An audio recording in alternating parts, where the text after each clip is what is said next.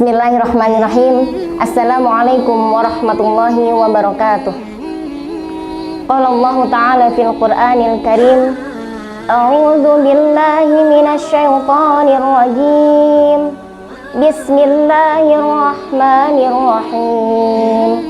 Wa aqimus sholata wa atuz zakata warka'u ma'ar raki'in.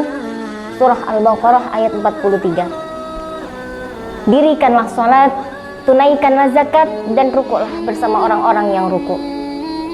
Sahabat yang dimuliakan oleh Allah, ayat ini merupakan salah satu dalil yang terdapat di dalam Al-Quran, perintah untuk menunaikan zakat fitrah.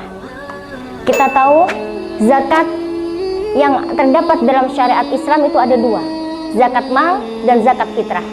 Dan di dalam surah Al-Baqarah ayat 43, Allah Subhanahu wa Ta'ala memerintahkan kepada kita untuk menunaikan zakat. Kita tahu zakat di dalam syariat Islam itu ada dua, zakat mal dan juga zakat fitrah. Kali ini kita akan membahas apa itu zakat fitrah. Sahabat yang dimuliakan oleh Allah, zakat fitrah adalah zakatun nafas, zakat jiwa. Hadis yang dipakai dalam pedoman menunaikan amalan ini adalah hadis dari Ibnu Umar radhiyallahu an, bahwa Bismillahirrahmanirrahim, farada Rasulullah sallallahu alaihi wasallam zakatul fitri sa'an min tamrin aw sa'an min sya'irin ala abdi wal hurri wa ala as-saghiri wal kabiri minal muslimin, amara biha an tuaddi qabla khurujin nas ila shalah.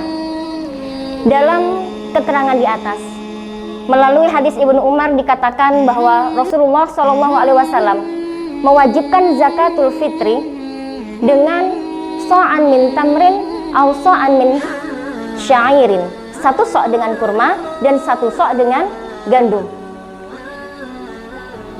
Ijtihad ulama mengatakan bahwa Rasulullah SAW pada saat itu bahan makanan pokoknya adalah dari kurma dan gandum. Sehingga ijtihad ulama mengatakan bahwa kita yang ada di Indonesia ini dibolehkan zakat fitrah dengan menggunakan beras, karena makanan pokok kita adalah beras. Dan satu sok menurut ijtihad ulama diperkirakan antara 2,5 kg sampai 3 kg beras. Sahabat yang dimuliakan oleh Allah, lalu dilanjutkan dalam hadis Ibnu Umar tadi, bahwa siapa saja sih orang-orang yang wajib menunaikan zakat. Di situ dikatakan alal abdi wal hurri, budak maupun orang yang merdeka, alas saghiri wal kabiri, anak kecil maupun orang dewasa, dengan syarat minal muslimin, ya, adalah orang-orang muslim. Nah, jelas di sini baik seorang yang budak maupun orang yang merdeka, seorang anak kecil maupun orang yang dewasa wajib menunaikan zakat fitrah. Dan bagaimana jika terjadi masalah, terjadi kasus ketika ada seseorang yang tidak mempunyai kemampuan untuk menunaikan zakat fitrah tersebut? Karena kita tahu tidak semua orang mempunyai kemampuan. Lalu kemudian ijtihad ulama mengatakan bahwa seseorang yang wajib menunaikan zakat fitrah ketika di malam hari raya dia mempunyai kelebihan dari harta maupun makanan di malam hari raya. Sahabat yang dimuliakan oleh Allah, maka orang-orang tersebut itulah yang wajib menunaikan zakat. Dan bagaimana jika terjadi satu kasus lagi, ketika dalam satu keluarga hanya mempunyai kemampuan satu saja menunaikan zakat fitrah? Lalu di sana dan diriwayatkan dari hadis riwayat An-Nasa'i, Rasulullah SAW mengatakan, zakat fitrah itu bukan untuk dirimu sendiri. Zakat fitrah itu juga milik ahli yang berada dalam tanggunganmu, artinya istri dan anak-anakmu. Sehingga tatkala kamu memiliki kemampuan hanya satu saja zakat fitrah yang dapat kau tunaikan, maka tunaikanlah atas dirimu sendiri. Namun apabila zakat fitrah itu apabila kamu mempunyai kelebihan harta, maka tunaikanlah atas nama ahlimu. Sahabat yang dimuliakan oleh Allah, Rasul SAW sudah memberikan gambaran yang jelas kepada kita semua bagaimana cara menunaikan zakatul fitrah.